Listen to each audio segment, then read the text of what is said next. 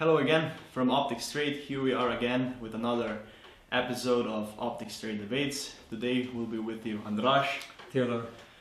One of the major questions that we receive also concerns Pulsar quantum light devices.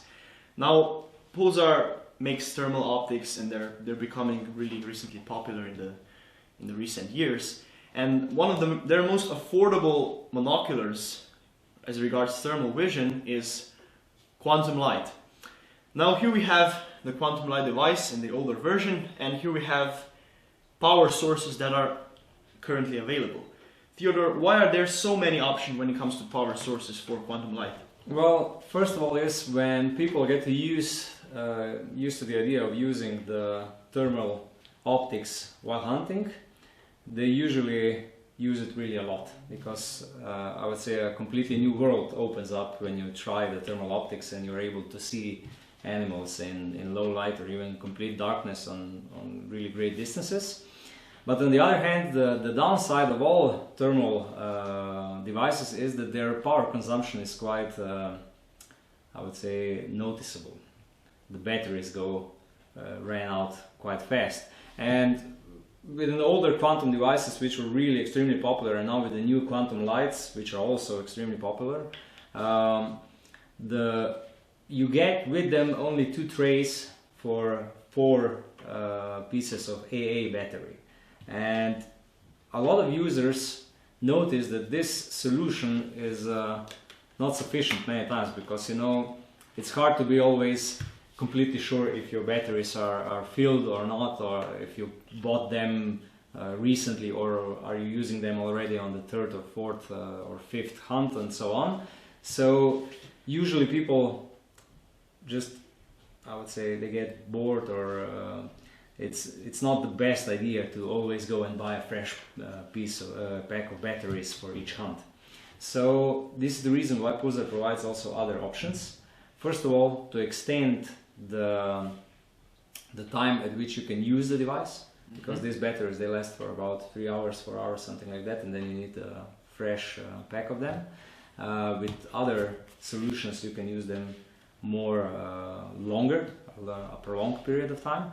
This is the first thing why they choose other options. And the second thing is that with these batteries you always need to buy a new pack of them, but all of other options are rechargeable.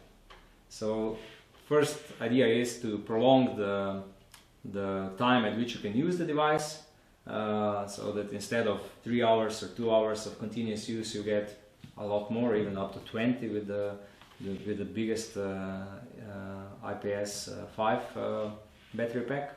And the second idea is that you don't need to buy new sets of batteries each time when you go hunting, but you can just recharge all other options. So this standard battery holder that you get with the quantum light device contains 4 AA batteries. Yeah. So these batteries are accessible nowadays in pretty much every store. You can buy them everywhere. Yeah. But still, it's better to invest in a rechargeable method, that so you don't have to waste money every time you go for a hunt. And you know how it is. You go on a hunt and then you forgot to stop at the gas station to buy the batteries. Yes. And then you come into the hunting ground and then the battery dies. What to do now? So this is the reason why there are so many other options available. Okay, so let's move on to another question we receive, quite common. This is a classic internal recharger. This is an option that you can buy extra, but it's also internal. What are the advantages of the internal, so to say, battery compartments, power sources? That's right. Yeah. Well, with this DNV double battery pack, you get 2 of them in a set. They look more or less the same like battery tray with 4 pieces of AA batteries, but this is rechargeable, and it's really handy because you just put it in and the form of the whole device stays the same. They're inserted into the same cavity, right? Like the standard one, right? And they do prolong your, I would say, the operating time of the device. And on the other hand, you have completely no visible parts outside of the device. It's the same like using the battery. And because you get 2 of them, you can charge both of them, have one in your pocket, It works from 4 to I think 6 hours or something like that. Well, a lot more than normal batteries. And when you ran out of power in this battery, you just take the new one, the other one, put it in, and it works again. This is the most compact solution, the lightest, and I would say hassle-free. So yes. Nothing. You insert it into the device, you don't have to carry anything extra with you. Mm-hmm. Okay, so let's move on to the external power sources. I can see that here we have two different types, both of the external type, of course. Yeah.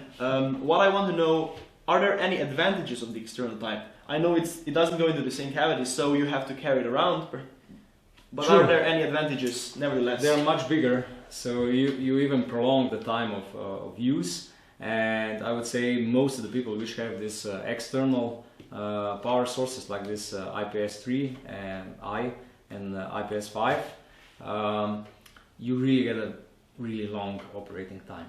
So that means that most of the people charge this only once each 5 or 6 hunts, not on every hunt, so it works really long time. The second thing is that at least with an IPS3 you have an indicator how full it is. So you get how many lights are turned on, you know how much battery. So it doesn't take you by surprise. No. Yeah. You know how much energy you still have. But there is a significant difference between these two power sources. With an IPS3 you have here the Picatinny mount or Weaver mount, and here you have a Picatinny Weaver style of rail on the device. So you can just put this. You just mount it on your Quantum like this. Oh, I have to screw a little bit more in. Like this. Then you put the cable inside here, like this, and okay, it doesn't look as nice as the device without this, but it's still quite functional. You still don't have any cables going anywhere and so on. You have to carry it in your hand, yeah. It works. It's not so beautiful, but it works, and you're always able to see how much energy you still have and so on. So this is still quite handy.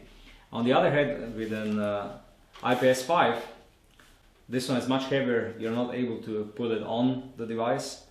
So you have to put it in your pocket, and then you have a long cable. I can see that it's long enough, yeah. Yeah, and you plug